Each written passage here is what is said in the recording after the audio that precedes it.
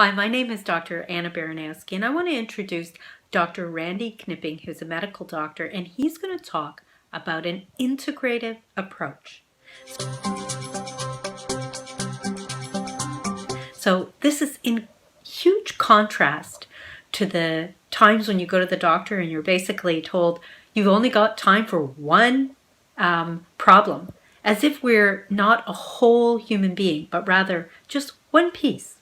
So Dr. Knipping talks about his approach and how it really opens us up to look at the body as a complete, and the psychology, and the behaviors, and how that changes our trajectory throughout our lifetime. When I graduated from med school, I wanted to do preventive medicine, but there was no postgraduate training in preventive medicine. I mean, you could go into public health, but I wasn't interested in that. I really had this sense that most people who got sick or injured, somehow at some previous moment or moments in time, someone could have detected that their trajectory wasn't good, and you could have avoided a lot of the sickness. Mm-hmm. And a lot of times people talk about preventive medicine, but they don't really know what the tools are and how do you measure, and how do you intervene, and how do you encourage people to actually make the changes so that they don't end up with an illness or an injury. So faced with the fact that I didn't have any postgraduate course to go to, I kind of had to cobble together my own clinical experiences and education. So I went into aerospace medicine, and I started to take care of pilots and air traffic controllers and flight attendants and some airline executives. And it was perfect because these people didn't want to be sick because it compromised their career. Mm-hmm. And they didn't want to be on drugs or medications because that could so they were actually, and of course, when they got to know you, they would stay with you for their whole career. So you had sort of this very long-term relationship with people, and you could really start to work with them. And because of the way in which you get paid as a flight surgeon, because it's not covered by OHIP, you could spend time with patients, which was a luxury. Mm-hmm. So that's really when I started to, engage my clients in nutrition and fitness and stress and sleep and toxins and so on. But I didn't want to lose my clinical skills, so I went into emergency medicine and trauma. And that was a very interesting counterpoint because there I was seeing the natural consequences of sloth and gluttony and toxins. And it always occurred to me when I saw these patients that it never really occurred to them that the behaviors that they were engaged in, could result in such wretched diseases for them and really shocking diseases.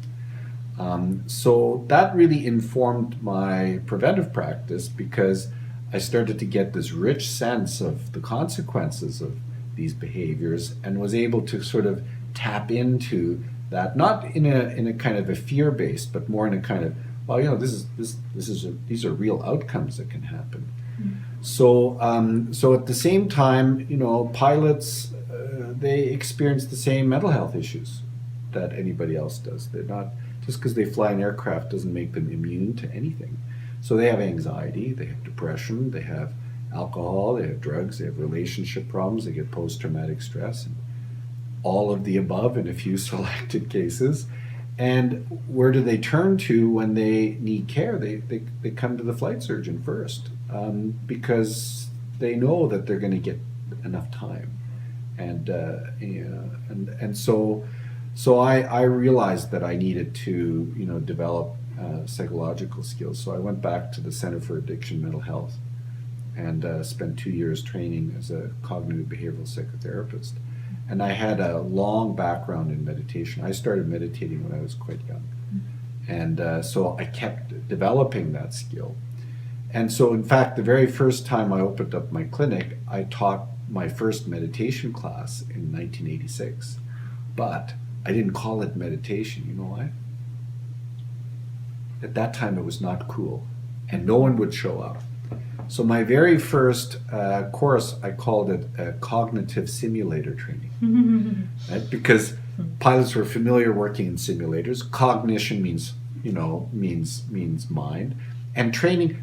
Pilots don't want to go for therapy, right? They want, but training, oh yeah, I'll go for that.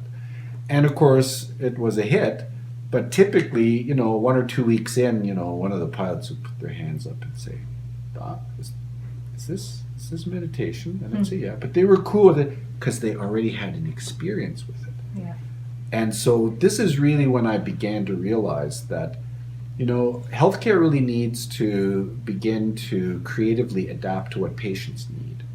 Not what the government needs, not what providers need, but what do patients need? And patients expect and need preventive care, but they don't get it because doctors are focused on an ever smaller healthcare envelope that rations out acute care, and there's just nothing left for time and to actually sit down. There are clinics now where in the waiting room it says only one problem per visit. And people don't have one problem, they have multiple problems. And the one that they think is important may not actually be the important one. And so how are what you're doing is effectively saying to patients, we're not interested. So for me, I was living this altered life. I had this practice which was gradually being transformed into what I thought was a perfect medical practice. And it was totally under the radar because very few other docs had the financial and the sort of the logistical resources to really take care of patients the way they wanted to. So naturally that led to, executive care with the Cleveland Clinic. And then really this desire to create an experiential approach. Prior to medical school, I had studied, neuroendocrinology. As an undergrad, I published 2 papers in neuroendocrinology. And prior to that, I was in the Canadian Forces. So I trained with the GGFGs out of Ottawa. So we were part of a peacekeeping, mission.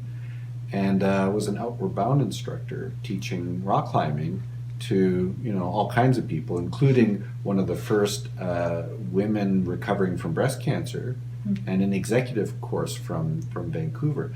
So I had this vision of having a retreat center where people would come for the purpose of transforming their daily and weekly lifestyle rituals, really in concert with a really granular approach to preventing disease and enhancing human well-being. So that's when I met Jim, and we started to really work on this DeerFields notion. So the other part of the story, which is important, is because of my emerged trauma and my aviation and my psychology, I ended up getting headhunted by the Transportation Safety Board. So for a brief period of time, I was a medical support specialist, and I did medical and psychological profiling of pilots who were found on the bottom of a smoking hole in the ground, and had to piece together what was going on in their mind and their life prior to the accident. And most accidents, are what we call human factors, So that was really interesting just to see how lifestyle factors that you wouldn't normally consider to be life-threatening actually can turn out to actually contribute to fatal aviation accidents. And then finally I worked for a period of time as a coroner. I did almost 1,000 death investigations, including homicides, for the chief coroner's office. And so at the end of all that, I'm back to where I was 30 years ago, which is 80% of the patients I saw in the emerge and in the morgue didn't need to be there when they were there. And there is no really well thought out approach to measuring, monitoring, managing, and mastering human trajectory. So that's when I really started to hit the books. And in about the mid-1990s, I started studying integrative medicine. And that whole different culture around how to take care of patients, understand them, try to understand their story, the narrative, what were the antecedents to their illness, and how did that illness, manifest in the context of their inter and interpersonal lives. And you learn so much from clinicians who spend an hour with every patient. So for me, I knew this is the way of medicine in the future. So I ended up connecting up with Dr. Joseph Raphael out of Manhattan, who's an internal medicine specialist who also left clinical medicine to do integrative medicine. And he has an academic base, and he basically searched the literature for biomarkers of aging. So if you think about the human body and mind, we do not age according to our birthday. We age according to our experience, which includes all of our daily, weekly lifestyle rituals. But our organ systems don't actually age at the same rate, depending on what, lifestyle problems we have. So what he did is he scoured the literature to find out, are there biomarkers that can accurately reflect your biological aging? And he found them. So you can, if you wanted to buy a used car, one of the first things you want to know is how much mileage. It might be 5 years old, but there's a big difference between a 5-year-old car that has 250,000 versus 50,000 kilometers. So in a similar way, we can use science to very accurately measure the biological functional capacity of our heart, our lungs, our brain, our skin, our immune system, our telomeres, and our hormone. And we can compare that to your chronological age. So we have a database now where we measure, as part of our next generation exam, we measure and we can actually create a visual representation of how old, relative to your birthday, your different organ systems are, and it immediately creates targets for therapeutic intervention. We don't measure anything that we can't do anything about. So, but we definitely focus on the big ticket items that are going to affect your longevity and your vitality. And so the report we produce is a combination of a conventional and a functional or integrative approach to evaluating your current status and the lifestyle behaviors that have led to that, with a fairly well articulated program that we then recommend that patients follow. And then our patients enroll in the Vitality Longevity Program. This is where Andrew and I and the rest of the staff engage patients with a collaborative approach to making changes, using a variety of things like SMART and so on. And then we begin to measure and monitor and manage the change process. So we see clients every 3 months. We bring them in, we repeat some of the biomarkers, body composition, vital signs, various evidence-based questionnaires. If they have fibromyalgia, we use the Ficker. If they have, ADHD, we use Fast Minds. If they have, hormonal things, the MRS or the AMS. So we use, and for psychology, I use NSAID, GAD-7, PHQ-9. So we're using really good, well-researched questionnaires that are validated to tell us, are we making progress? Are we actually reversing and improving that person's well-being? And the 3-month touch point is critical. More recently, we've introduced technology that allows us to communicate and interact with our patients virtually. And Andrew is leading that particular project where we can actually measure nutrition and fitness and so on using this app called Fruit Street. So for us, we've come a long way to realizing a vision where we have this interaction now between technology and practice that allows us to leverage the power of these tools and say, okay, we're at the point now where we can actually make a difference in someone's life and change their trajectory. So we know that in a typical human being, there's a period of rapid growth and development that's produced by our genetic code. And we reach maximum functional altitude, just like an aircraft taking off and going to altitude. But around age 30, everyone starts to age. Right? And that's because there's a limit to the biological functional capacity necessary to achieve reproduction. Every animal basically starts to age at roughly 2 times the reproductive age of the youngest member. So our ancestors were about 30 years old when their children reached independent reproductive age, which means that after age 30, there's no longer any evolutionary reason for us to be around. So there's no death gene, but what happens is the engines throttle and you start a glide slope. If you have very poor lifestyle, you may not have even made it to altitude in the first place, but you have a very steep glide slope with a rocky landing or a crash landing. If you have excellent lifestyle, you can see very important and meaningful differences.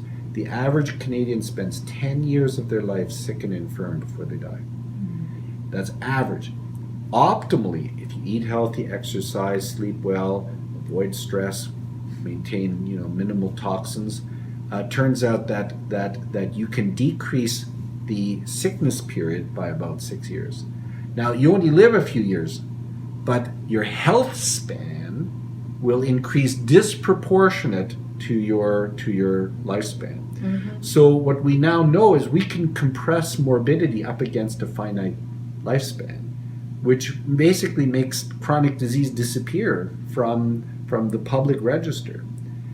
And that's lifestyle alone. About 60% of the rate of aging is determined by lifestyle. We now have technology, we can measure that on a yearly basis and actually see the changes in glide slope. If you add onto that the latest epigenetic, metabolic, and hormonal interventions, I believe that we can extend that further so that we can theoretically reduce the period of time of sickness and infirmity down to probably about a year, and start seeing people live into their mid to late 80s, but still functioning.